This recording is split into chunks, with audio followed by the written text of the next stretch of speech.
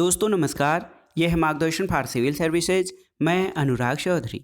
दोस्तों आज की वीडियो में प्रस्तुत है प्राचीन भारत के इतिहास से संबंधित महत्वपूर्ण प्रश्नों का 9वां भाग, जिसमें हम मौर्य काल से संबंधित महत्वपूर्ण प्रश्नों को सॉल्व करेंगे। दोस्तों ये वीडियो विशेष रूप से गवर्नमेंट इंटर कॉलेज प्रवक्ता, government degree college assistant professor, उच्चतर शिक्षा, केंद्रीय विद्यालय संगठन, टीजीटी, पीजीटी और नेट जेआरएफ इतिहास के लिए महत्वपूर्ण है। लेकिन साथ ही साथ ये संघ लोक सेवा आयोग और विभिन्न राज्यों के राज्य सेवाओं के सामान्य अध्ययन खंड के लिए भी बहुत ही उपयोगी तथा महत्वपूर्ण है। तो आइए शुरू करते हैं आज का वीडियो। प्राचीन भारत के इतिहास का भाग 9, मौर्य काल से संबंधित महत्वपूर्ण प्रश्न। दोस्तों आज की वीडियो का जो पहला प्रश्न है वो है कि निम्नलिखित नदियों में पहचान कीजिए जहां से सिकंदर को वापस लौटने पर मजबूर होना पड़ा था। ऑप्शन है आपके झेलम, चिनाब, रावी और ब्यास। तो सही उत्तर है दोस्तों ऑप्शन डी, ब्यास। सिकंदर के बारे में आप जानते हैं कि वो मकदूनिया का शासक था और फिलिप द्वितीय का पुत्र था। 326 ईसा पूर्व में उसने भारत पर आक्रमण किया था और भारत की भूमि पर सिकंदर का प्रबल प्रतिरोध पौरव राजा पोरस ने किया था। पोरस और सिकंदर के बीच झेलम नदी के किनारे महत्वपूर्ण युद्ध हुआ था जिसमें पोरस की हार हुई थी। दोस्तों विजय अभियान के अंतर्गत सिकंदर ब्यास नदी के पश्चिमी किनारे पर पहुंचा तो उसके सैनिकों ने आगे बढ़ने से मना कर दिया था। अगला प्रश्न है दोस्तों, यहाँ पर देखिए सूची 1 के प्रांतों और सूची 2 की राजधानियों से सुमेलित करना है आपको। सही सुमेलन इस प्रकार से है, देखिए उत्तरापथ की राजधानी आपकी तक्षशिला, देख लीजिए। दक्षिणापथ की राजधानी सुवर्णगिरी, मध्य देश की पाटलिपुत्र और कलिंग की तोशली। तो इस प्रकार सही सुमेलन आप कर सकते हैं। तीसरा प्रश्न देखते हैं दोस्तों, कौटिल्य के अर्थशास्त्र के अनुसार स्थानीय एक प्रशासनिक इकाई थी दोस्तों 8 ग्रामों की, 10 ग्रामों की, 200 ग्रामों की या 800 ग्रामों की। तो सही उत्तर है कौटिल्य के ग्रंथ अर्थशास्त्र के अनुसार स्थानीय एक प्रशासनिक इकाई थी जो 800 ग्रामों का समूह होती थी। तो बहुत ही महत्वपूर्ण है, 800 ग्रामों का समूह कौटिल्य के अनुसार ये जो है अर्थशास्त्र में वर्णित है प्रशासनिक इकाई के बारे में। जो स्थानीय जो होता था वो जिले के नीचे की इकाई था और इसमें 800 गांव शामिल होते थे।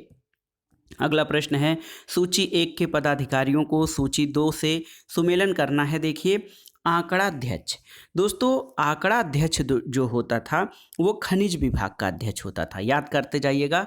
कुप्याध्यक्ष वन संपदा का अध्यक्ष होता था।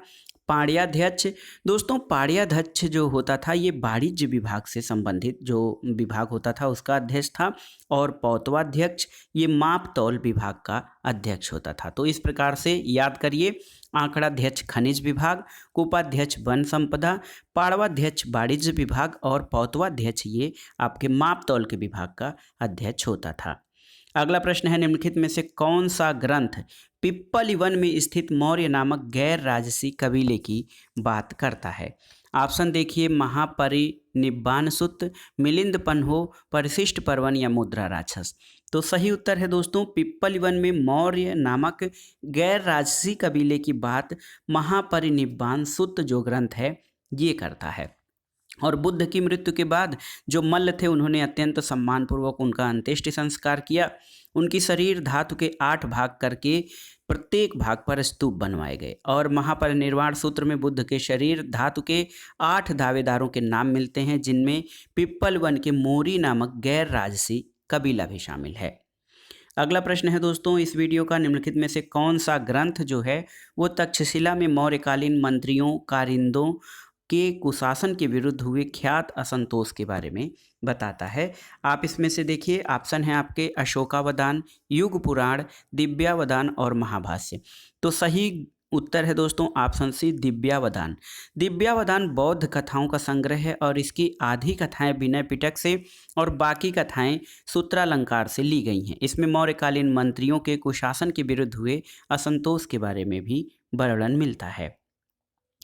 अगला प्रश्न देखते हैं दोस्तों, किस यूनानी इतिहासकार ने सिकंदर के आक्रमण के समय मैसक दुर्ग का विस्तृत वर्णन किया है। ऑप्शन है कर्टियस, प्लिनी, एरियन या फिर मेगास्थनीज। तो सही उत्तर है दोस्तों यूनानी इतिहासकार कर्टियस ने सिकंदर के आक्रमण के समय में मैसक दुर्ग का विवरण प्रस्तुत किया है। सिकंदर और पोरस के बीच झेलम यानी बितस्ता नदी के तट पर युद्ध हुआ था, जिसमें पोरस पराजित हुआ था। इस युद्ध के बाद सिकंदर ने दोस्तों 2 नगरों की स्थापना की थी।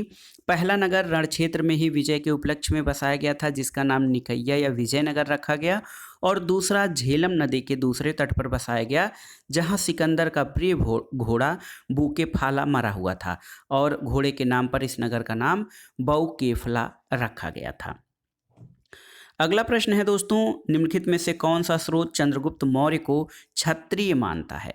विष्णु पुराण, मुद्रा राक्षस, अर्थशास्त्र या फिर दिव्यावदान? तो सही उत्तर है दोस्तों दिव्यावदान ग्रंथ। ये बौद्ध ग्रंथ है और इसमें चंद्रगुप्त मौर्य को जो है देखिए क्षत्रिय माना गया है। दिव्यावदान के अतिरिक्त जो है पुराणों में उसे वृषल और कुलहीन कहा गया है। जैन ग्रंथों में भी चंद्रगुप्त मौर्य को क्षत्रिय कहा गया है।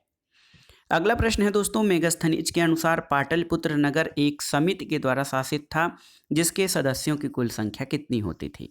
तो सही उत्तर है समिति में जो सदस्य थे उनकी संख्या 30 होती थी मेगस्थनीज के इंडिका के अनुसार। में इंडिका मेगस्थनीज की प्रमुख कृति है, उसमें उन्होंने जो है देखिए कि पाटलिपुत्र के विशेष शासन व्यवस्था और भारतीय समाज के बारे में भी अपने तत्कालीन भारतीय समाज के बारे में लिखा है। दोस्तों पाटलिपुत्र का जो नगर परिषद था वो 5-5 सदस्यों वाली 6 समितियों में विभाजित था और मेगस्थनीज ने नगर पदाधिकारियों को एस्टिनोमोई कहा है। अगला प्रश्न है दोस्तों, मंडल सिद्धांत में बिजुगीस के पड़ोसी राज्य को कौटिल्य ने क्या संज्ञा दी थी? तो मंडल सिद्धांत में बिजुगीस के पड़ोसी राज्य को कौटिल्य ने पार्ष्टिग्राह यानी आंसर बी आपका सही उत्तर है। पार्ष्टिग्राह जो होता था दोस्तों ये बिजुगीस के पड़ोसी राज्य को पार्ष्टिग्राह कहा गया है और बिजुगीस राजा का सीमावर्ती राज्य उसका शत्रु होता है, शत्रु का शत्रु मित्र होता है और मंडल सिद्धांत राज्य के विस्तार से या अंतर्राष्ट्रीय संबंधों से संबंधित है। अगला प्रश्न है दोस्तों, खारवेल ने अधोलिखित में से किस शासनकाल में तनसुल से अपनी राजधानी का तक नहर का पुनर्निर्माण करवाया था? तो ऑप्शन है आपके तीसरे, चौथे, पांचवें या छठवें। तो सही उत्तर है दोस्तों खारवेल ने अपने जो है शासन के खारवेल ने अपने शासन के 5वें वर्ष में या 5वें शासनकाल में देखिए अपने राजधानी तनुशील से अपनी राजधानी तक नहर का पुनर्निर्माण करवाया था और हाथी गुम्फा अभिलेख से खारवेल के राज्यकाल का इतिहास मिलता है। इसमें 13 वर्ष खारवेल के बचपन, शिक्षा, राज्याभिषेक और राजा होने के बाद के 13 वर्ष की घटनाओं का विवरण मिला है। दोस्तों अभिलेख के अनुसार खारवेल अपने शासनकाल के 5वें वर्ष तनसुल से एक नहर के जल को अपनी राजधानी ले आया और इस नहर का निर्माण 300 साल पहले नंदराज यानी महापद्म नंद द्वारा किया गया था। अगला प्रश्न है कि निम्नलिखित में से किस शासक ने मूलतः सुदर्शन झील का निर्माण करवाया था? ऑप्शन है तुषास्प, रुद्रदामन, पुष्यगुप्त वैश्य या उशवदात। तो सही उत्तर है दोस्तों पुष्यगुप्त वैश्य। सुदर्शन झील का निर्माण शक महाक्षत्रप रुद्रदामन के गिरनाक अभिलेख से सूचना मिलती है कि चंद्रगुप्त मौर्य ने पश्चिमी भारत में सौराष्ट्र नाम का एक प्रदेश जीतकर अपने प्रत्यक्ष शासन के अंतर्गत किया था और इस अभिलेख से पता चलता है कि इस प्रदेश में पुष्यगुप्त वैश्य चंद्रगुप्त मौर्य का राज्यपाल था और वहां पर उसने एक सुदर्शन झील का निर्माण करवाया था। अगला प्रश्न है देखिए बहुत ही महत्वपूर्ण, मौर्य वंश प्रथम सम्राट कौन था?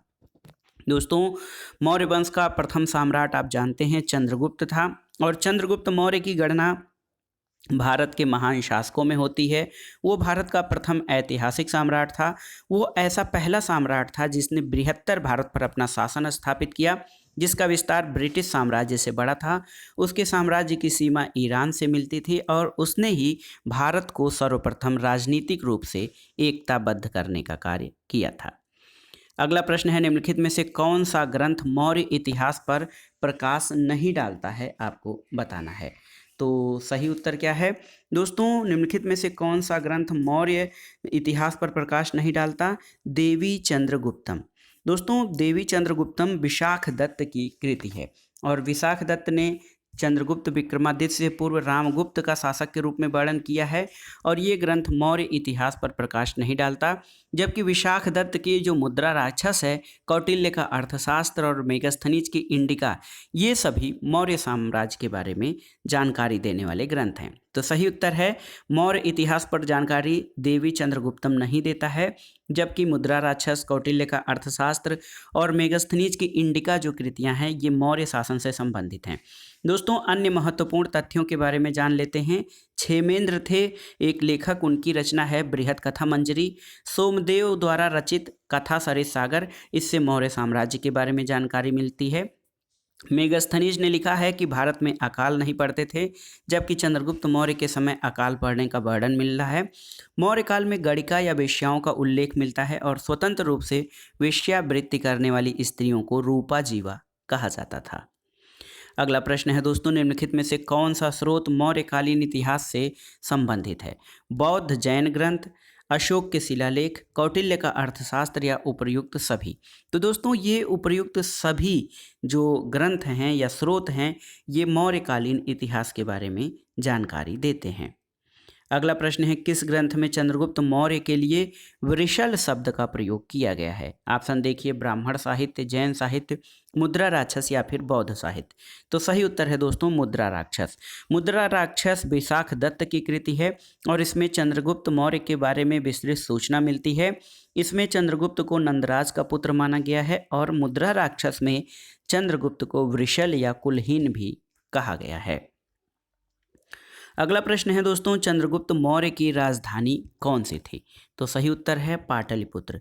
पाटलिपुत्र जो था वो चंद्रगुप्त मौर्य की राजधानी थी और चंद्रगुप्त ने अपने गुरु चाणक्य की सहायता से अंतिम नंद शासक घनानंद को पराजित करके 25 वर्ष की आयु में मौर्य साम्राज्य की स्थापना की थी और पाटलिपुत्र जो आधुनिक पटना है वो चंद्रगुप्त की राजधानी थी। दोस्तों, अन्य महत्वपूर्ण तथ्यों के बारे में जान लेते हैं। कनिष्क की राजधानी पुरुषपुर या पेशावर तथा मथुरा थी। इलाहाबाद का प्राचीन नाम प्रयाग था, वर्तमान में इलाहाबाद का नाम प्रयागराज कर दिया गया है। इसे तीर्थों का राजा कहा जाता है। वाराणसी को बनारस और काशी भी कहा जाता है। इसे हिंदू धर्म में सर्वाधिक पवित्र शहर माना जाता है और इसे अविमुक्त क्षेत्र भी कहा जाता है।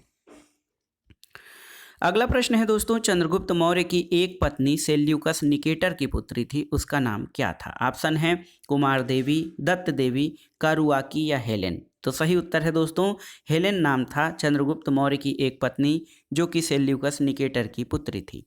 दोस्तों, चंद्रगुप्त मौर्य का सेल्यूकस से 305 से 304 ईसा पूर्व में युद्ध हुआ था, जिसमें सेल्यूकस की पराजय हुई थी और सेल्यूकस और चंद्रगुप्त के बीच जो एक संधि हुई थी, इस संधि के फलस्वरूप सेल्यूकस ने अपनी पुत्री हेलेन का विवाह चंद्रगुप्त मौर्य से कर दिया था और इस विवाह संबंध का विस्तृत उल्लेख एप्पियानस स्ट्रैबो करता है। तो सही उत्तर है चंद्रगुप्त मौर्य की एक पत्नी हेलेन थी जो सेल्यूकस निकेटर की पुत्री थी। अगला प्रश्न है, चंद्रगुप्त मौर्य और सेल्यूकस निकेटर के बीच संघर्ष के तिथि की पहचान करिए। तो इसमें जो है दोस्तों चंद्रगुप्त मौर्य और सेल्यूकस निकेटर के बीच जो युद्ध हुआ था वो 303 ईसा पूर्व में। तो सही उत्तर है 303 BC में ये जो है संधि हुई थी, लेकिन यहाँ पर कोई ऑप्शन नहीं है इसलिए इसको स्टार कर दिया गया है।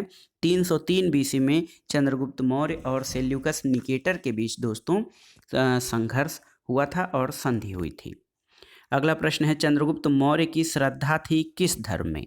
तो सही उत्तर है चंद्रगुप्त मौर्य की श्रद्धा जैन धर्म में थी और अंतिम समय में अपने जैन साधु भद्रबाहु से जैन धर्म की दीक्षा लेकर श्रवण बेलागोला यानी मैसूर कर्नाटक में चंद्रगिरी पहाड़ियों पर चला गया था और 298 ईसा पूर्व में उपवास के द्वारा चंद्रगुप्त मौर्य ने शरीर का त्याग किया था।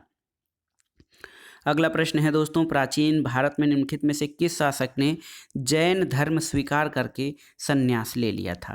तो सही उत्तर है चंद्रगुप्त मौर्य ने और इन्होंने जैन धर्म के गुरु भद्रबाहु से दीक्षा लेकर जैन धर्म ग्रहण किया था। अगला प्रश्न है दोस्तों, निम्नांकित में से कौन सा राजा जैन सन्यासी हो गया था? तो ये थे चंद्रगुप्त मौर्य। प्राचीन भारत में सैंड्रोकोटस के नाम से जाना जाने वाला भारतीय शासक कौन था? तो सही उत्तर है दोस्तों चंद्रगुप्त मौर्य। चंद्रगुप्त द्वितीय या चंद्रगुप्त देखिए सेंड्रोकोटस के नाम से जाने जाने वाला जो भारतीय शासक था दोस्तों, ये चंद्रगुप्त मौर्य था। विलियम जोन्स ऐसे पहले विद्वान थे जिन्होंने सेंड्रोकोटस की पहचान मौर्य शासक चंद्रगुप्त मौर्य से की थी।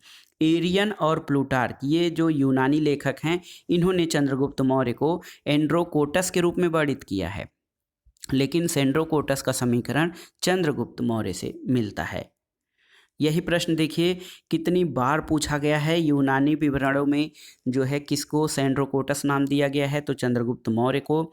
सेंड्रोकोटस जो है यूनानी ग्रंथों में चंद्रगुप्त मौर्य को कहा गया है। अगला प्रश्न है दोस्तों, देखिए बहुत ही महत्वपूर्ण। चंद्रगुप्त मौर्य अपने जीवन के अंतिम वर्षों में एक जैन साधु के साथ दक्षिण भारत में चला गया था। हमने कई बार नाम लिया है, वो जैन साधु थे जैन संत भद्रबाहु। भद्रबाहु के साथ जो है चंद्रगुप्त मौर्य जीवन के अंतिम समय में श्रवणबेलागोला चला गया था। अगला प्रश्न है देखिए दोस्तों, यहाँ पे देखिए श्रवणबेलागोला स्थित है कहाँ पर, तो आप जानते हैं श्रवणबेलागोला कर्नाटक में स्थित है। अगला प्रश्न है ग्रीक राजाओं द्वारा पाटलिपुत्र में 3 राजदूत भेजे गए थे, उनके नाम थे मेगस्थनीज, डायमेकस और तीसरे का नाम क्या था, तो सही उत्तर है ग्रीक राजाओं द्वारा पाटलिपुत्र में 3 राजदूत भेजे गए थे, उनके नाम मेगस्थनीज, डायमेकस और डायनोसियस थे। तो याद रखिएगा मेगस्थनीज, डायमेकस और डायनोसियस। यूनानी शासक सेल्यूकस का राजदूत मेगस्थनीज कई वर्षों तक चंद्रगुप्त मौर्य के दरबार में रहा था। बिंदुसार के समय में मैत्रीपूर्ण संबंध रहे यूनान से। सीरिया के शासक एंटियोकस ने डायमेकस को और मिस्र के शासक टालमी द्वितीय ने फिलाडेल्फस ने डायनोसिस नामक एक राजदूत मौर्य दरबार में भेजा था। अगला प्रश्न है दोस्तों, देखिए कि सर्वप्रथम किसने चंद्रगुप्त मौर्य की पहचान सेंड्रोकोटस के रूप में की थी, तो वो विलियम जोन्स थे। विलियम जोन्स प्राचीन विद्या या प्राच्य विद्या के बहुत बड़े जो है जानकार थे। राजदूत डायनोसियस किसके दरबार में भारत आया था, तो सही उत्तर है डायनोसियस जो है मिस्र के शासक टालमी फिलाडेल्फस द्वितीय ने बिंदुसार के दरबार में जो है भेजा था। तो डायमेकस जो राजदूत था ये दोस्तों देखिए जो है बिंदुसार के दरबार में भारत आया था। दोस्तों यूनानी लेखक जो हैं वो बिंदुसार को अमित्रचेटस या अमित्रघात यानी शत्रुओं का नाश करने वाला कहते हैं। परिशिष्ट पर्वन एक ग्रंथ है, उसमें बिंदुसार की माता का नाम दुर्धरा मिलता है और थेरवाद परंपरा के अनुसार बिंदुसार ब्राह्मण धर्म का अनुयायी था। अगला प्रश्न है दोस्तों, सीरिया का राजदूत डायमेकस किस मौर्य दरबार में भारत आया था, तो सही उत्तर है डायमेकस याद रखिएगा बिंदुसार के समय में भारत आया था। मौर्य दरबार में मिस्र के राजा टालेमी फिलाडेल्फस का दूत कौन था, तो ये है डायनेसिस। डायोनेसिस जो है वो मौर्य दरबार में मिस्र के राजा टालेमी फिलाडेल्फस का दूत था और ये बिंदुसार के दरबार में था। बिंदुसार के दरबार में सीरिया के शासक एंटियोकस ने डायमेकस नामक दूत को भेजा था। अगला प्रश्न है दोस्तों, यूनानी राजदूत मेगस्थनीज किसके दरबार में भारत आया था, ये बहुत ही महत्वपूर्ण प्रश्न है और आप जानते हैं मेगस्थनीज की कृति इंडिका है और ये चंद्रगुप्त मौर्य के शासनकाल में भारत आया था। दोस्तों मेगस्थनीज सेल्यूकस का राजदूत था। ये चंद्रगुप्त मौर्य के दरबार में 304 ईसा पूर्व से 299 ईसा पूर्व के बीच में रहा था। दोस्तों अजातशत्रु, इसको कुड़िक के नाम से भी जाना जाता है, इसने अपने पिता बिंबिसार की हत्या करके मगध का शासक बना था। अशोक के व्यक्तिगत नाम का उल्लेख मस्की, गुर्जरा, नेत्तुर और उडेगोलम के में मिलता है और कनकल हल्ली लेख में राज्यों यानी राजा अशोक का नाम मिलता है। अगला प्रश्न है किसका विदेशी वृत्तांत मौर्य काल की जानकारी देता है, ऑप्शन है जस्टिन, स्ट्रैबो, मेगस्थनीज या फिर प्लूटार्क, तो सही उत्तर है मेगस्थनीज। दोस्तों मेगस्थनीज का जो वर्णन है उसकी कृति इंडिका, उसके द्वारा मौर्य काल के बारे में विस्तृत जानकारी मिलती है। अगला प्रश्न देखते हैं दोस्तों, बिंदुसार के शासनकाल में अशोक को जिस अंचल का शासन भार दिया गया था वो कौन सा क्षेत्र है, ऑप्शन है तक्षशिला, उज्जैनी, काठियावाड़ और ए और बी दोनों, तो सही उत्तर है दोस्तों ए और बी दोनों, यानी तक्षशिला और उज्जैनी दोनों का शासन भार जो है बिंदुसार के शासनकाल में अशोक को दिया गया था। अशोक के समय में तक्षशिला में विद्रोह को दबाने के लिए उसने अपने पुत्र कुणाल को भेजा था और अशोक के ग्रंथ में अशोक की 2 पुत्रियों संघमित्रा और चारुमती का नाम मिलता है। अगला प्रश्न है दोस्तों, देखिए बहुत ही महत्वपूर्ण है। अशोक के निम्नलिखित उत्तराधिकारियों में किसने देवनाम प्रिय उपाधि का प्रयोग किया था, आपको बताना है। तो सही उत्तर है दशरथ। अशोक के उत्तराधिकारियों में दशरथ ने जो है वो देवनाम प्रिय उपाधि का प्रयोग किया है और उसने बिहार के जो है गया प्रांत में, बिहार के गया प्रांत में नागार्जुनी पहाड़ियों पर आजीविक संप्रदाय के साधुओं के निवास के लिए 3 गुफाएं भी निर्मित की थी। अगला प्रश्न है, अशोक के शिलालेखों को पढ़ने का श्रेय सर्वप्रथम किसे मिला था? जो विद्वान हैं John Marshall, William Jones, James Prinsep या अलेक्जेंडर कनिंघम। तो सही उत्तर है जेम्स प्रिंसेप और सबसे पहले वर्ष याद रखिएगा 1837 यानी 1837 में जेम्स प्रिंसेप को अशोक के अभिलेखों को पढ़ने में सफलता मिली थी। देखिए यही सन भी पूछा गया है कि किस वर्ष जेम्स प्रिंसेप ने ब्राह्मी लिपि को पढ़ा था। तो सही उत्तर है आपका ऑप्शन बी 1837। अशोक के अभिलेखों को सर्वप्रथम किसने पढ़ा था? तो जेम्स प्रिंसेप ने। और किसने कहा था कि राजा को मंत्रियों से परामर्श लेना चाहिए, अकेला पहिया नहीं चल सकता है? तो ये कौटिल्य का कथन है। कौटिल्य ने राजा को 7 तत्वों से निर्मित बताया और इसमें उसको राज्य का सप्तांग सिद्धांत वर्णित किया है। स्वामी, अमात्य, जनपद, दुर्ग, दंड, कोष और मित्र। दोस्तों ये जो है कौटिल्य का कथन है कि राजा को मंत्रियों से परामर्श लेना चाहिए और अकेला पहिया नहीं चल सकता है।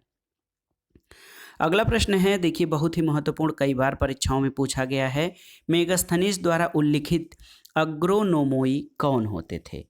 मेगास्थनीज द्वारा उल्लिखित अग्रोनोमोई कौन होते थे? सैनिक, पुरोहित, नगरों के अधिकारी या ग्रामीण अधिकारी? तो सही उत्तर है ग्रामीण अधिकारी। एग्रोनोमोई ग्रामीण अधिकारी होते थे। ये नदियों की देखभाल, भूमि की नापजोख, जलाशयों का निरीक्षण और नहरों की देखभाल करते थे। अगला प्रश्न देखिए, ये कई बार एग्रोनोमोई के बारे में पूछा गया है। तो एग्रोनोमोई कौन होते थे? ये जिले के अधिकारी जो ग्रामीण क्षेत्रों के अधिकारी होते थे वो होते थे। अगला प्रश्न है, निम्नांकित में कालक्रम के अनुसार अंत में कौन था? अशोक, चंद्रगुप्त, विक्रमादित्य, चाणक्य या कनिष्क? इसमें से आपको कालक्रम के अनुसार बताना है कि सबसे अंत में कौन था। तो सही उत्तर है चंद्रगुप्त विक्रमादित्य इनमें सबसे अंत में था। चंद्रगुप्त मौर्य 322 से 298 ईसा पूर्व इसका शासनकाल था।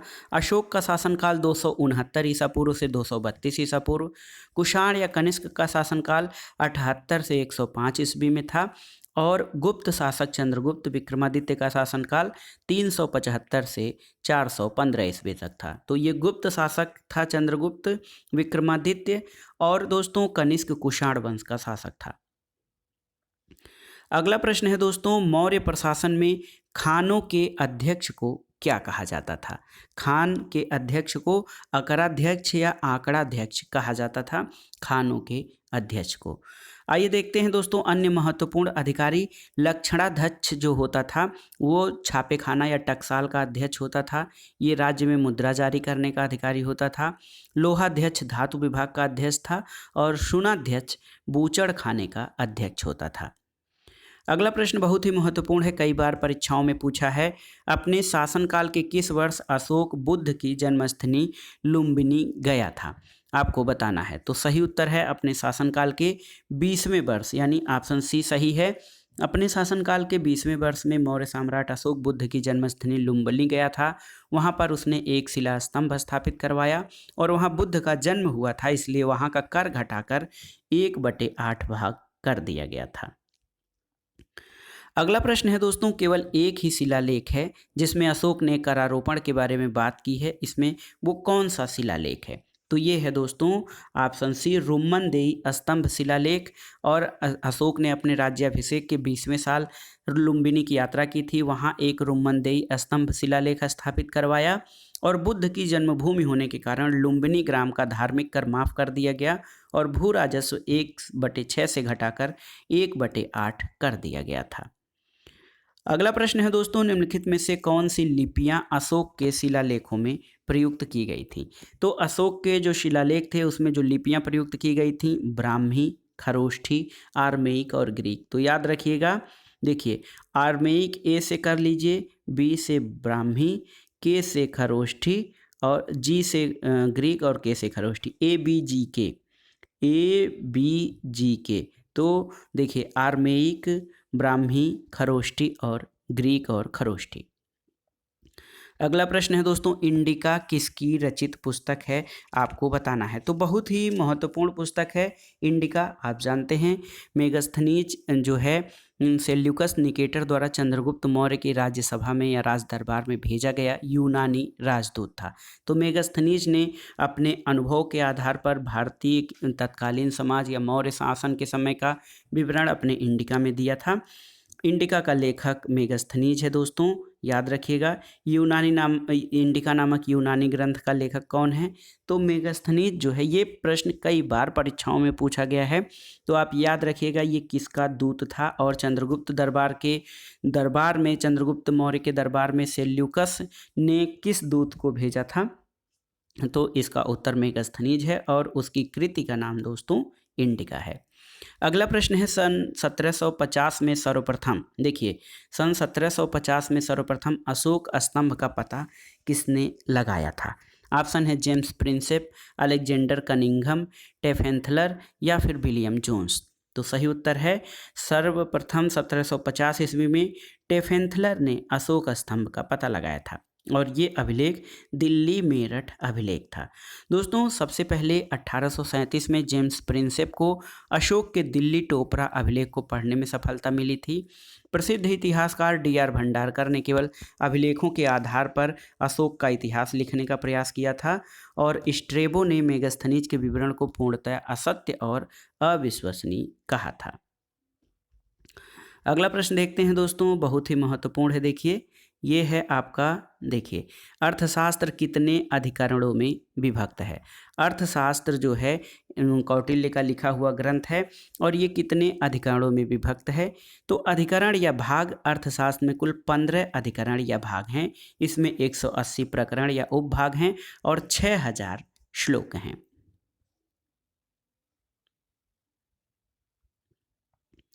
अगला प्रश्न देखते हैं दोस्तों, अर्थशास्त्र ग्रंथ की विषय वस्तु क्या है? तो अर्थशास्त्र आप जानते हैं कि अर्थशास्त्र या आर्थिक सिद्धांतों पर लिखी गई पुस्तक नहीं, बल्कि राज्य और शासन कला, कूटनीति यानी राज्य और शासन नीति का लिखा गया ग्रंथ है। और कौटिल्य अर्थशास्त्र के द्वारा चंद्रगुप्त मौर्य के शासनकाल की बहुत सी बातों की जानकारी मिलती है दोस्तों। और ये ऐतिहासिक ग्रंथ नहीं बल्कि राजनीति शास्त्र, शासन कला और कूटनीति का ग्रंथ है। अर्थशास्त्र राजनीति शास्त्र की पुस्तक है। कौटिल्य अर्थशास्त्र के अनुसार दीवानी न्यायालय को क्या कहा जाता था? यहाँ पर देखिए परिहार, धर्मस्थीय, कंटक शोधन या दंडाधिकरण। तो सही उत्तर है दोस्तों दीवानी न्यायालय को धर्मस्थीय कहा जाता था कौटिल्य अर्थशास्त्र के अनुसार। इसके न्यायाधीश को धर्मस्थ कहा जाता था या फिर उसको व्यवहारिक कहा जाता था। तो सही उत्तर है कौटिल्य अर्थशास्त्र के अनुसार दीवानी न्यायालय धर्मस्थीय कहा जाता था और इसके न्यायाधीश को धर्मस्थ कहा जाता था। अगला प्रश्न है दोस्तों, कौटिल्य के अनुसार कंटक शोधन जो था वो क्या था? तो सही उत्तर कंटक शोधन फौजदारी न्यायालय को कहा जाता था। 2 प्रकार के न्यायालय थे, दीवानी न्यायालय, धर्मस्थीय न्यायालय, और कंटक शोधन फौजदारी न्यायालय होता था। दोस्तों प्रदेष्टा जो होता था फौजदारी न्यायालय का न्यायाधीश होता था, व्यवहारिक या धर्मस्थ दीवानी न्यायालय का न्यायाधीश होता था। यही प्रश्न देखिए किस बार, देखिए मौर्यों के समय कंटक शोधक न्यायालय के न्यायाधीश को किस नाम से जाना जाता था? तो आप जानते हैं कंटक शोधक का जो न्यायाधीश होता था उसको प्रदेष्टा कहा जाता था, जबकि दीवानी न्यायालय जो होता था धर्मस्थ, उसका जो मुख्य न्यायाधीश धर्मस्थ या उसको व्यवहारिक कहा जाता था। अगला प्रश्न है, मेगस्थनीज ने अपनी पुस्तक इंडिका में भारतीय समाज को कितने वर्गों में विभाजित किया है? तो सही उत्तर है मेगस्थनीज ने अपनी पुस्तक इंडिका में भारतीय समाज को 7 वर्गों में विभाजित किया था। इसमें दार्शनिक, किसान, पशुपालक, कारीगर, योद्धा, निरीक्षक और मंत्री थे। दोस्तों, मेगास्थनीज ने भारतीय समाज में दास प्रथा के प्रचलित होने का उल्लेख नहीं किया है और उसके अनुसार मौर्य काल में कोई भी व्यक्ति न तो अपनी जाति से बाहर विवाह कर सकता था और न ही अपनी जाति से अलग पेशा ही अपना सकता था।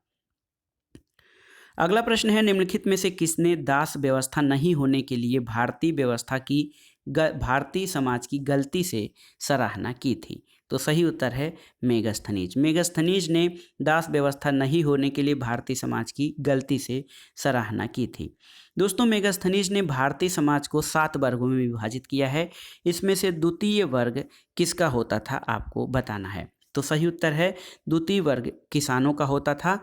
पहला वर्ग या प्रथम वर्ग दार्शनिकों का, दूसरा किसानों का, तीसरा पशुपालक का, चौथा कारीगर का, पांचवा योद्धा का, छठा निरीक्षक का और सातवां वर्ग मंत्री का होता था। अगला प्रश्न है, निम्नलिखित में से कौन सा बौद्ध धर्म के विस्तार का प्रथम मूर्ति साक्ष्य माना जाता है आपको बताना है। ऑप्शन है बुद्ध की मूर्ति, अशोक के शिलालेख, महाविभाषा या जातक कथाएं। तो सही उत्तर है दोस्तों अशोक के शिलालेख जो हैं बौद्ध धर्म के विस्तार का प्रथम मूर्त साक्ष्य माने जाते हैं और अशोक पहला शासक था जिसने अभिलेखों के माध्यम से प्रजा को संबोधित किया। बौद्ध धर्म के प्रचार प्रसार में अशोक ने अभिलेखों को प्रथम मूर्त साक्ष्य माना जाता है। अगला प्रश्न है, निम्नलिखित में से किसने अशोक को बौद्ध धर्म में किसने दीक्षित किया था? ऑप्शन है निग्रोध, मोगलीपुत्र तिस, उपगुप्त या वसुमित्र। तो सही उत्तर है दोस्तों अशोक को बौद्ध धर्म में दीक्षित करने वाला जो बौद्ध जो साधु था वो उपगुप्त थे। उपगुप्त जो थे उन्होंने अशोक को बौद्ध धर्म में दीक्षित किया था। अशोक के अभिलेख बौद्ध परंपराओं के विपरीत उसके बौद्ध होने का संबंध कलिंग युद्ध से जोड़ते हैं। और दोस्तों अशोक का 13वां शिलालेख बहुत ही महत्वपूर्ण है, इसमें कलिंग युद्ध का वर्णन दिया गया है। तो दोस्तों ये प्रश्न देखिए, माध्यमिक शिक्षा सेवा चयन बोर्ड ने अपने प्रारंभिक उत्तर कुंजी में इसको सबसे पहले उपगुप्त माना था, लेकिन बाद में संशोधित करके इसका उत्तर निग्रोध को मान लिया था।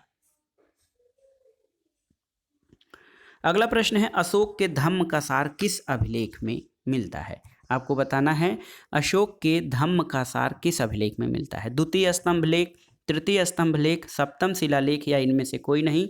तो सही उत्तर है द्वितीय स्तंभ लेख में दोस्तों अशोक के जो है धम्म का सार मिलता है। तो याद रखिएगा अशोक के धर्म का सार जो है ये आपके द्वितीय स्तंभ लेख में मिलता है।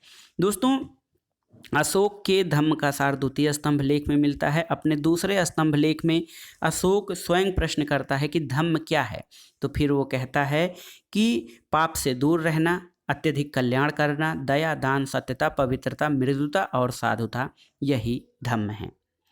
अगला प्रश्न है दोस्तों अशोक के किस अभिलेख पर मोर का चित्र उत्कीर्ण किया गया है? तो याद रखिएगा लौरिया नंदनगढ़ स्तंभ जो है दोस्तों ये बिहार के चंपारण जिले में स्थित है और यहाँ से प्राप्त स्तंभ लेख में मोर का चित्र वर्णित है जो मौर्य या मौर्य वंश को इंगित करता है।